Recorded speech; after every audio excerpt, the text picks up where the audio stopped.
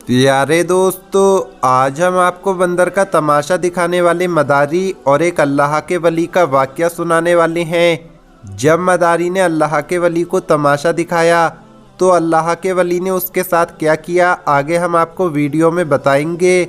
आप इस वीडियो को लाइक ज़रूर करें और अगर आपने अभी तक हमारे यूट्यूब चैनल को सब्सक्राइब नहीं किया है तो चैनल को सब्सक्राइब करके बेल आइकन भी दबा दें।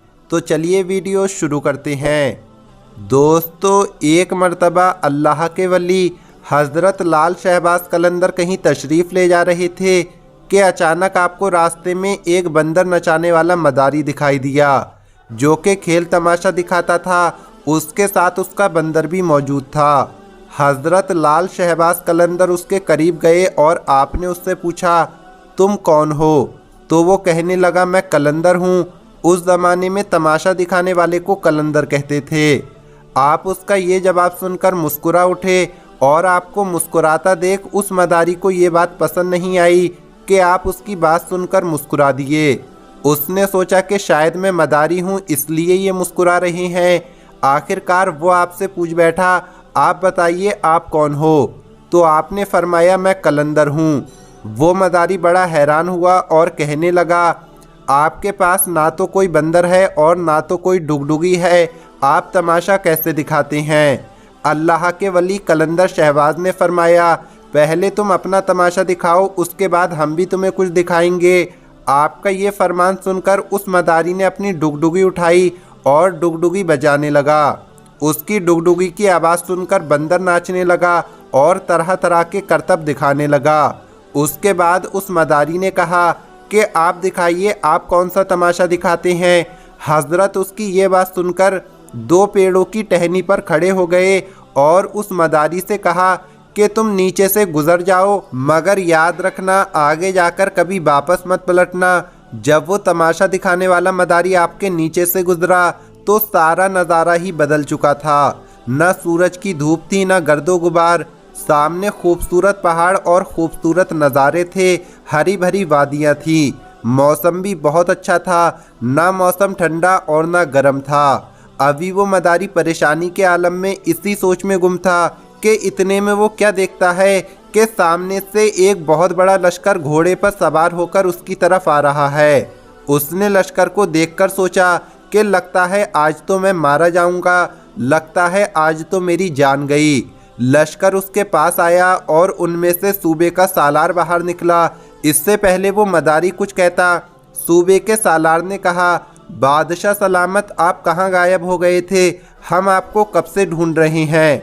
आपकी सल्तनत आपका इंतज़ार कर रही है, आपकी सल्तनत के लोग आपका इंतज़ार कर रहे हैं, आप हमारे साथ चलो। अब वो तमाशा दिखाने वाला मदारी घोड़े पर सवार होकर उनके साथ चल दिया। जब वो महल पहुंचा तो आलीशान महल देखकर हैरान हो गया और वो हैरानी से महल को देखने लगा और जैसे ही अंदर पहुंचा तो वज़ीर अदब से खड़े हो गए। वो मदारी हैरान और परेशान था कि ये सब क्या हो रहा है, मैं इनका बादशाह कैसे बन गया? ये हरी भरी वादियाँ, ये चमकता महल, ये इतने सारे नौकर, ये सब लोग मुझे अपना क्यों समझ रहे हैं?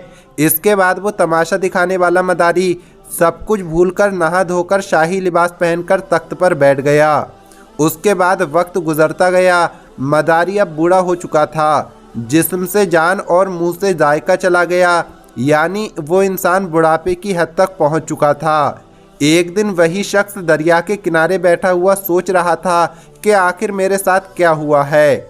उसने सोचा कि वहीं जाकर देखा जाए जहां ये सब कुछ हुआ था। जब वो वहां पहुंचा तो उसने देखा कि वो पेड़ आज भी मौजूद है। उस शख्स को ख्याल आया कि चलो देखते हैं, उस पेड़ के पास ही जाकर देखते हैं कि आखिर मेरे साथ क्या हुआ था। वो शख्स जैसे ही उन पेड़ों के नीचे से गुजरा तो सारा का सारा माहौल फिर से बदल गया।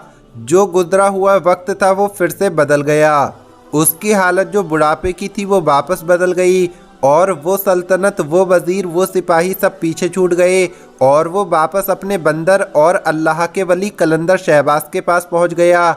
उसने सोचा कि शायद वो कोई सपना देख रहा था, लेकिन उसके साथ जो हुआ था वो हकीकत थी। वो हैरान था कि ये सब कुछ क्या हो गया। उस शख्स ने जैसे ही अल्लाह के वली कलंदर शहबाज को देखा तो कहने लगा मेरी सल्तनत, मेरे सिपाही सब कहाँ गए? तो हज़रत लाल शहबाज कलंदर ने मुस्कुराकर फरमाया, सब तमाशा था, एक तमाशा तुमने मुझे दिखाया और उसके बाद मैंने भी तुम्हें कुछ दिखाया है। सुभान अल्लाह, सुभान अल्लाह। तो दोस्तों, ये होती है औलिया अल्लाह की करामत कि जहाँ इंसानी अक्ल काम करना बंद कर देती है, वहाँ से औलिया अल्लाह की करामत शुरू होती है। औलिया अल्लाह अल्लाह के नेक बंदे, अल्लाह के वली, अल्लाह के दोस्त होते हैं। दोस्तों, औलिया अल्लाह की करामतों को समझना आम इंसान की समझ से बाहर है।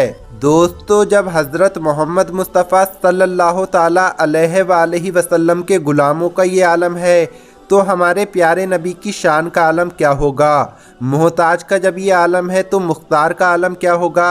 अल्लाह पाक का शुक्र है कि उसने हमें अपने महबूब की उम्मत में पैदा फरमाया।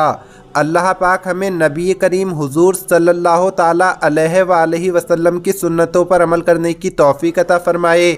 आमीन, अल्लाहुम्मा आमीन। आपको ये वीडियो कैसी लगी कमेंट बॉक्स में ज़रूर बताएं। उम्मीद करते हैं ये वीडियो आपको पसंद आई होगी।